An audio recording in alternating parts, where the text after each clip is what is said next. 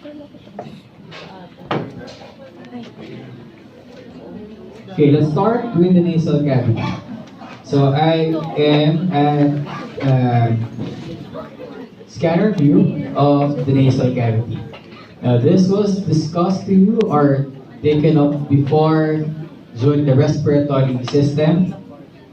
This is the nasal cavity. Now we have your olfactory, we have two types of epithelium. You have your olfactory epithelium and your respiratory epithelium. So what is the difference between the olfactory epithelium and your respiratory epithelium? They both have pseudostratified columnar ciliated epithelium, but the pointed structure is your olfactory epithelium, walang goblet cells. And this one is our respiratory epithelium with goblet cells. Okay? That's the only difference between these two epitheliums found in your nasal cavity. Now for this particular session, this afternoon session, ang kailangan nyo lang tandaan are these two structures. You have this Bowman's gland found at the lamina propria of your olfactory epithelium and this structure. Okay. This is known as your fila olfactoria. No? And this is these structures, your fila olfactoria and your Bowman's glands, they're found only at the lamina propria of the olfactory epithelium. Okay? Wala yan sa respiratory epithelium. Okay? Are we clear? Okay, next slide.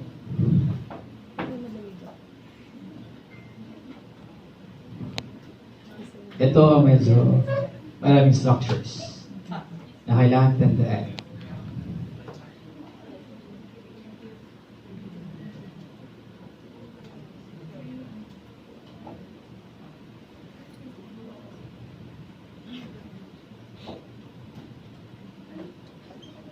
Okay, yan.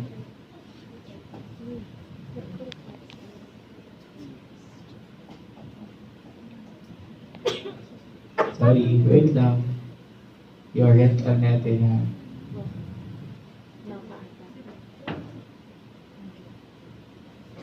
Yan, okay. So, this is your eyeball. Now, your eyeball is composed of 3 cones. Okay, so this for this particular slide, let's concentrate muna dito sa this is the anterior part and this is the posterior part. Okay, so in the anterior part, yan ang unang contact sa external sa surroundings. So the first coat is your fibrous coat, and it is composed of this structure. So this one is your anterior part. The first part of the fibrous coat is known as your cornea.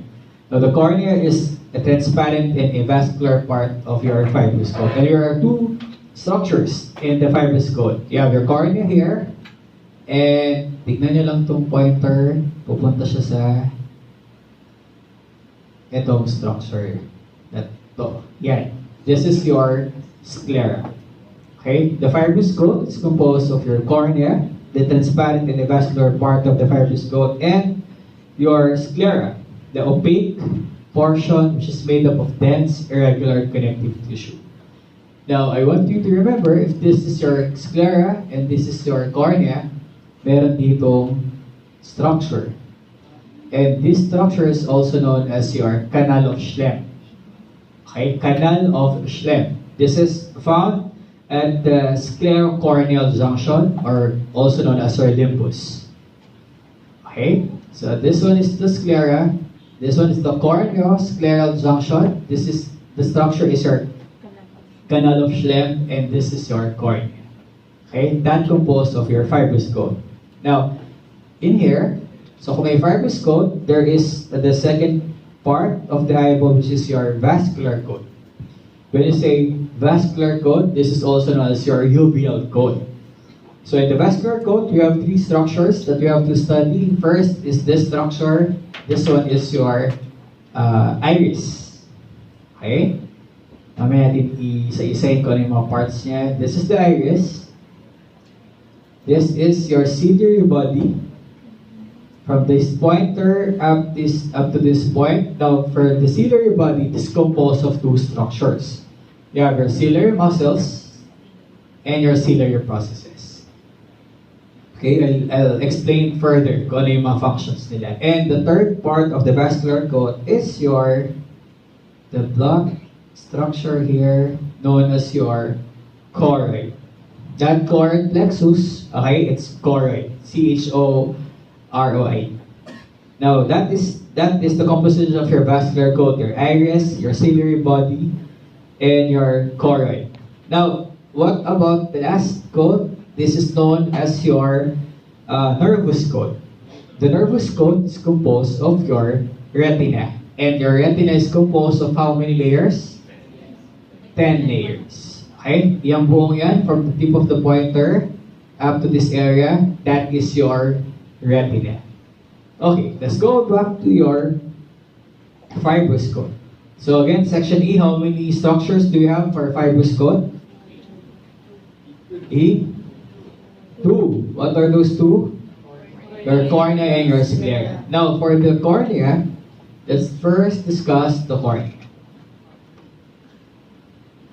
Your cornea is composed of 5 layers. Okay, I'll shift it to a higher magnification.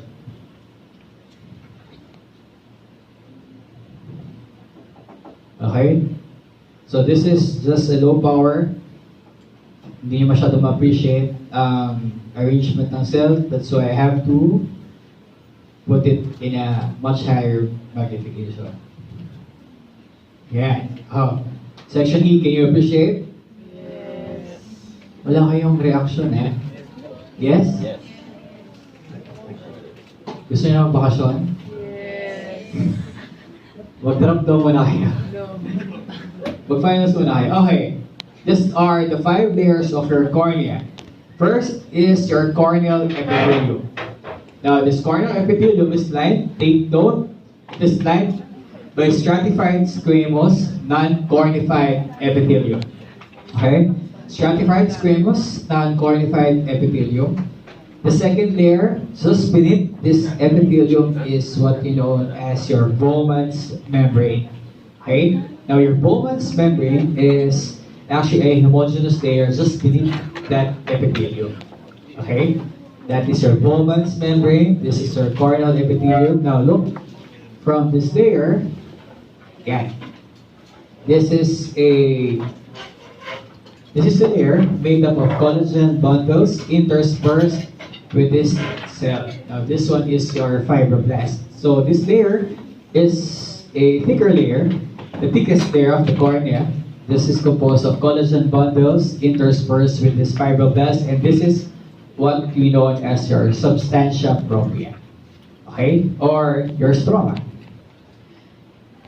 So this is your substantia propria.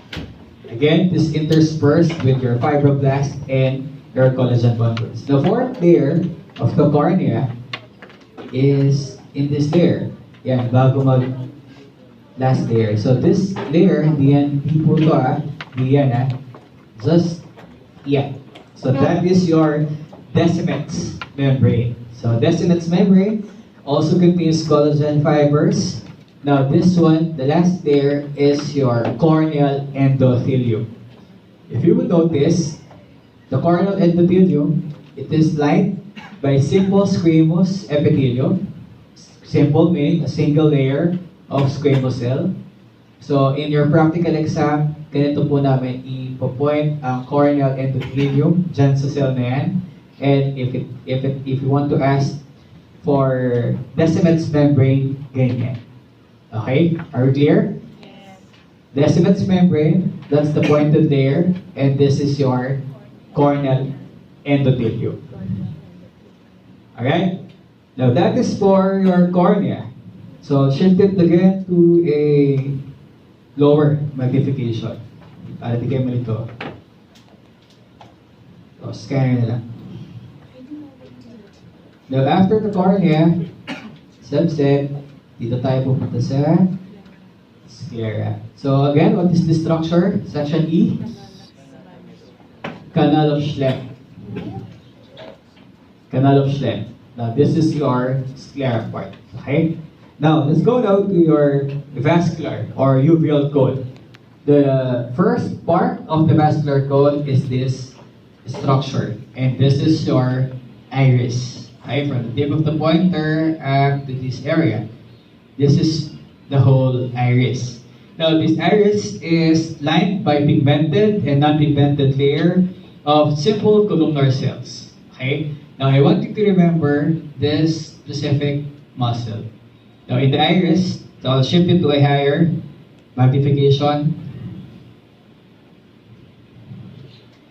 Before I forgot, this one is the iris, diba? Now, this one is the iris, this one is actually the lens. Now, the lens is a biconvex structure that is lined by a simple cuboidal epithelium, and its main function is a refractive medium, and it is also used for accommodation. So this is the lens. No, I mentioned lang ito kasi ito masyadong, tinatanong pero hindi masyadong, not commonly asked. But this one is the structure that is commonly asked. This is your iris. Now, for this specific structure, yan. Nakita niyo yung eosinophilic stinging? Yes. Structure, yung pink na yan. Dito kasi wala. Okay? So this